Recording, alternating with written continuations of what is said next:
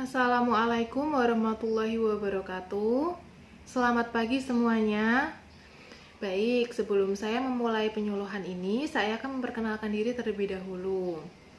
Perkenalkan, nama saya Regina Derin Syafa. Saya mahasiswa dari Poltekkes Semarang, jurusan Gizi semester 3. Nah, pada kesempatan kali ini, saya akan memberikan penyuluhan yang berjudul Anak Cerdas dan Sehat dengan isi piringku untuk anak usia 4-6 tahun. Baik, berikutnya saya akan menjelaskan mengenai materi penyuluhannya. Untuk materi pertama yaitu mengenai karakteristik balita. Nah, sebenarnya apa itu balita? Jadi, balita itu adalah anak yang telah menginjak usia di atas 1 tahun sampai 5 tahun atau biasa digunakan perhitungan bulan, yaitu usia 12 sampai 59 bulan. Balita ini merupakan sekelompok manusia yang berada dalam proses pertumbuhan dan perkembangan, di mana pada proses ini disebut dengan masa keemasan atau golden age, yang hanya terjadi satu kali dalam perkembangan kehidupan manusia.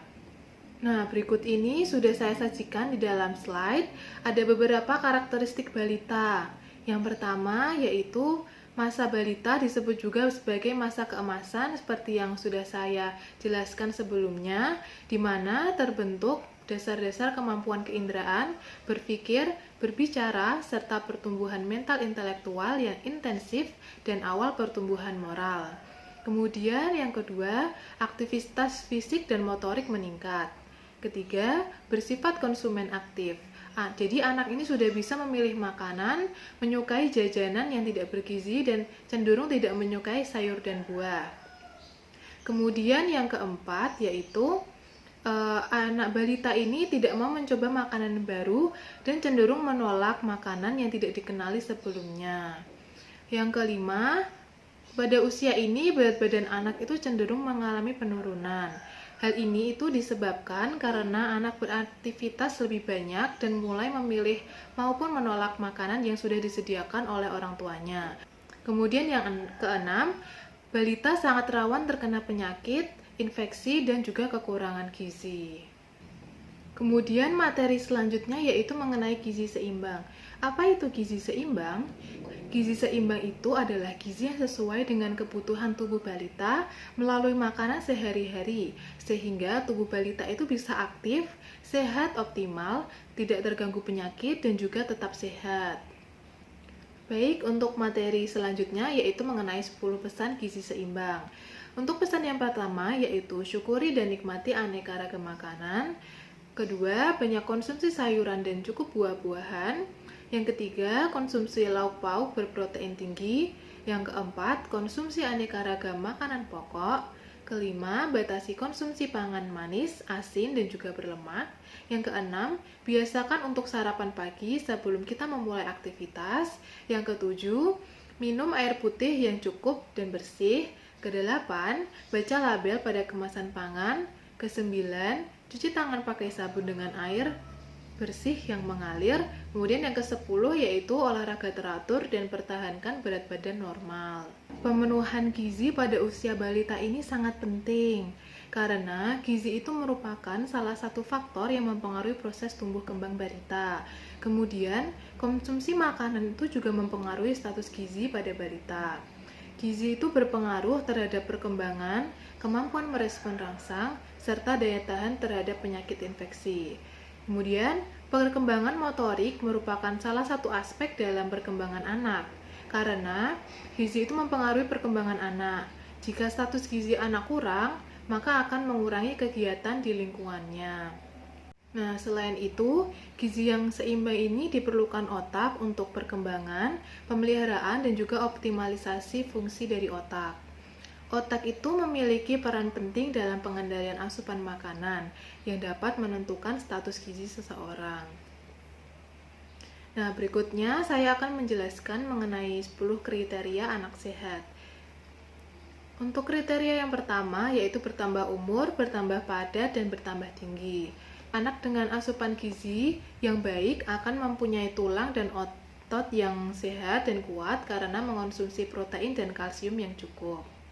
Yang kedua yaitu postur tubuh tegap dan otot padat.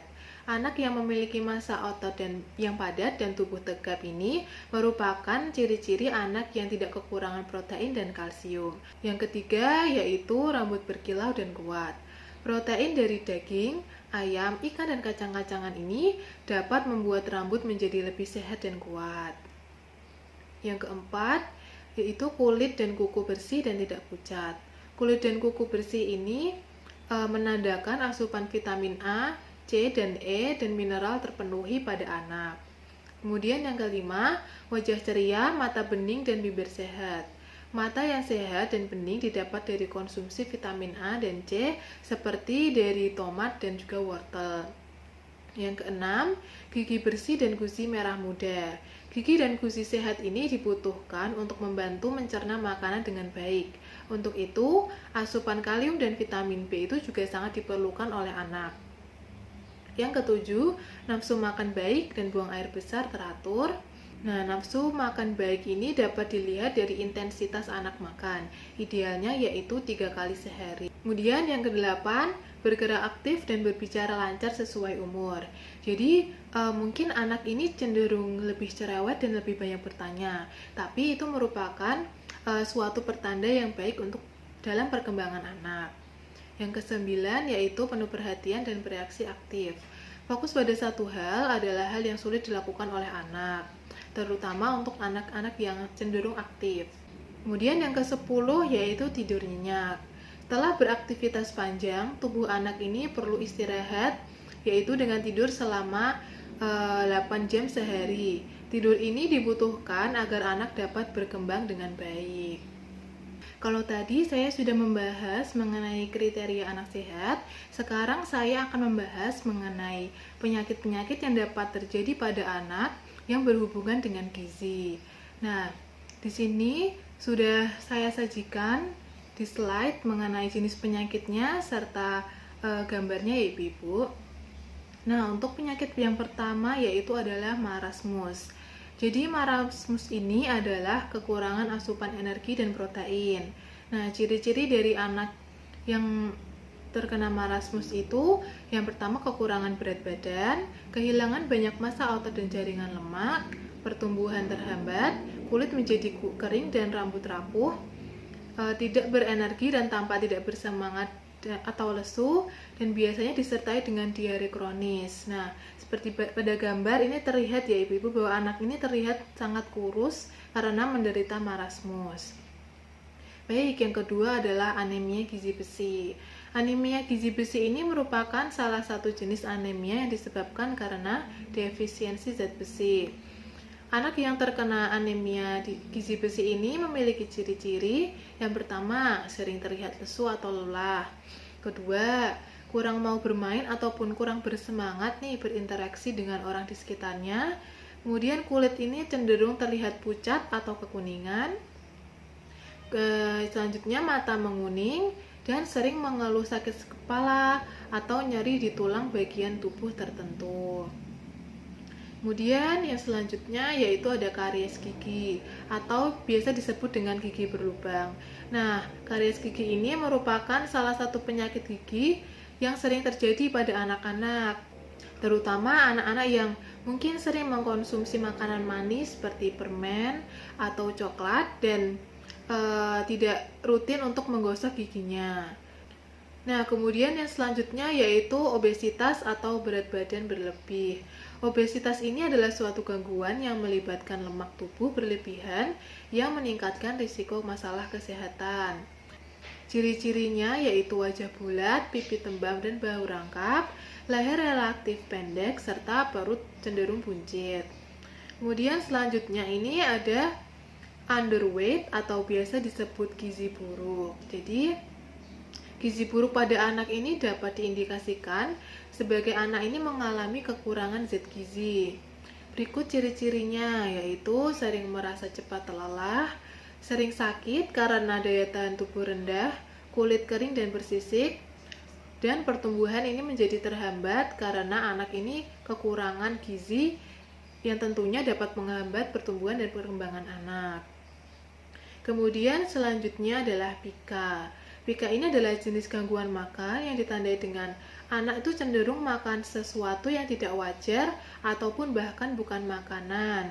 Nah, kemudian untuk ciri-cirinya yaitu terjadi masalah pencernaan pada anak seperti nyeri perut, mual ataupun kembung. Kemudian anak ini juga terlihat lebih kurus dan kekurangan gizi. Kemudian yang terakhir yaitu adalah stunting.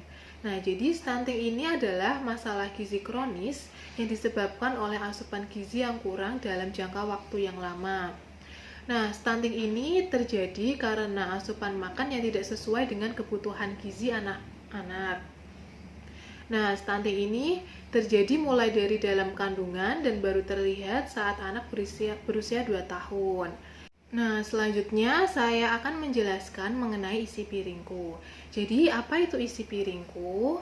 Nah, isi piringku ini merupakan program yang sudah digalakkan oleh Kementerian Kesehatan sebagai upaya untuk mengkampanyekan konsumsi makanan sesuai porsi gizi seimbang. Di sini ada ilustrasi mengenai isi piringku untuk balita. Nah, dalam isi piringku balita ini dibagi menjadi 3 bagian, ibu-ibu.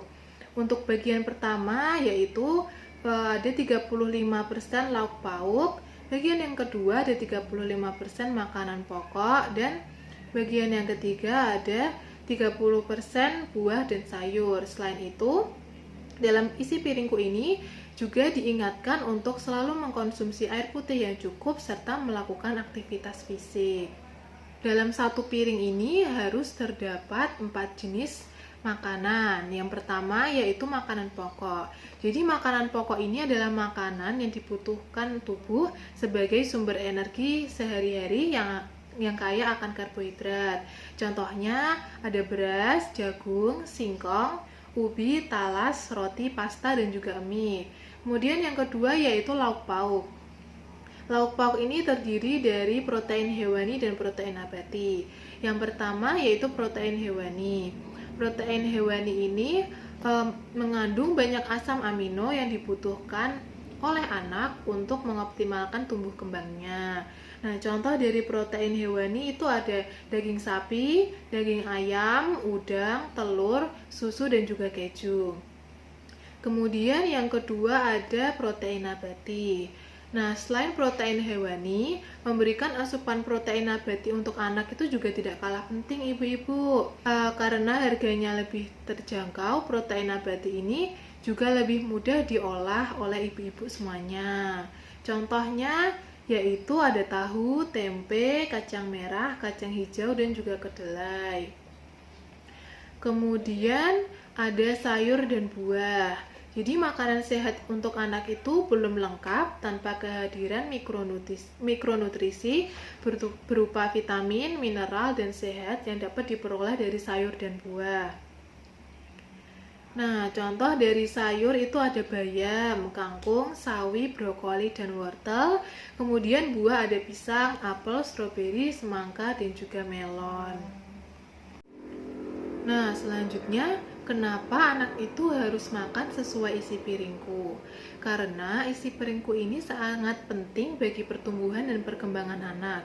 Jadi dengan isi piringku ini, anak akan mengkonsumsi makanan yang beragam.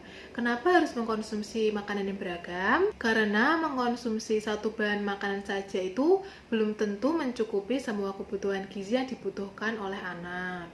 Kemudian, makanan yang ada dalam isi piringku ini sangat mempengaruhi sistem di dalam tubuh, termasuk sistem kekebalan tubuh yang akan melindungi anak dari penyakit. Kemudian, makanan yang bergizi seimbang ini akan menentukan status kesehatan anak saat ini dan juga pada masa selanjutnya. Baik, selanjutnya yaitu mengenai bagaimana penerapan isi piringku. Jadi, menurut angka kecukupan gizi untuk anak usia 4-6 tahun, itu membutuhkan energi sebanyak 1.400 kilokalori, protein 25 gram, lemak 50 gram, dan karbohidrat 220 gram. Nah, untuk nasi itu dalam satu hari makan, jumlah porsinya yaitu ada 3 porsi, sayur 2 porsi, buah 2,5 porsi, tempe 2 porsi, daging 3 porsi, minyak 2 porsi, gula 2 porsi, dan juga susu 1 porsi. Nah, ini adalah patokan porsinya Ibu-ibu. Jadi nasi satu porsi itu sama dengan 3/4 gelas atau setara dengan 175 kalori. Sayur satu porsi sama dengan 1 gelas setara dengan 25 kalori. Buah satu porsi sama dengan 1-2 buah setara dengan 50 kalori. Tempe satu porsi sama dengan 2 potong sedang atau setara dengan 75 kalori. Daging satu porsi sama dengan 1 potong sedang setara dengan 75 kalori. Minyak satu porsi sama dengan 1 sendok teh setara dengan 50 kalori. Gula satu porsi sama dengan 1 sendok makan setara dengan 50 kalori. Dan juga susu bubuk yang tanpa lemak satu porsi itu sama dengan 4 sendok makan setara dengan 75 kalori. Nah, berikut ini ada syarat makan balita. Jadi balita ini sebaiknya mengkonsumsi makanan yang bervariasi yang mengandung makanan pokok, lauk pauk, sayur, dan juga buah. Ibu-ibu bisa memvariasikan cara mengolah makanan sehingga semua bahan makanan itu bisa dikonsumsi oleh anak. Selanjutnya, bentuk dan porsi makanan itu harus disesuaikan dengan selera serta daya terima dari balita. Kemudian konsistensi biasa dan mudah dicerna serta tidak berbumbu tajam dan bersantan kental atau berlemak. Makanan itu harus bersih dan juga bebas kuman, serta berikan air putih setiap kali anak itu habis makan. Selanjutnya, selain makanan utama, anak itu juga harus diselingi dengan pemberian snack. Nah, pemberian snack ini dapat diberikan 2 jam sebelum makanan utama. Kemudian, snack ini hanya diberikan saat anak lapar, bukan sebagai penghargaan atau untuk membujuk anak untuk makan. Kemudian, pemberian snack ini juga harus sesuai pola gizi seimbang. Di sini saya menyajikan beberapa tips agar anak itu mau makan dan tidak susah makan lagi. Tips yang pertama itu, pemberian makanan itu harus sesuai umur anak-anak ibu semuanya. Kemudian pengenalan aneka ragam bahan makanan itu juga harus dikenalkan satu persatu. Kemudian tips yang kedua, pemberian susu tidak berlebihan, yaitu cukup 2 gelas sehari. Kemudian pemberian makan selingan usahakan tidak berlebihan. Nah, hal ini itu agar anak tidak merasa kenyang saat diberikan makanan utama. Yang keempat, yaitu ciptakan suasana makan yang menyenangkan. Kemudian ajak anak makan itu dengan kasih sayang. Yang kelima, selagi anak makan itu kita dapat menyertainya dengan hal-hal yang anak-anak sukai seperti musik, TV, mainan, dan juga dongeng. Kemudian yang terakhir, jika memungkinkan, anak itu ditemani dengan teman sebaya atau seumurnya untuk meningkatkan asupan makannya. Nah, berikut ini saya menyajikan contoh menu balita ya ibu-ibu. Untuk sarapannya itu bisa terdiri dari roti, telur, sayur wortel, dan juga buah anggur. Untuk snack paginya bisa diberikan puding buah. Kemudian makan siangnya ada nasi, ayam goreng, tumis buncis, dan buah pepaya. Untuk snack sorenya bisa diberikan es loli alpukat. Dan makan malam bisa diberikan nasi, udang goreng, casawi, dan juga buah jeruk. Baik, berikut ini saya menyajikan beberapa contoh menu yang bisa ibu-ibu berikan kepada anak. Jadi ibu-ibu di sini bisa mengkreasikan dengan membentuk makanan menjadi seperti hewan ataupun tokoh kartun agar dapat meningkatkan nafsu makan serta keinginan anak untuk makan. Baik, sekian penyuluhan yang dapat saya sampaikan. Mohon maaf apabila ada kesalahan kata saat saya menyampaikan penyuluhan. Terima kasih. Wassalamualaikum warahmatullahi wabarakatuh.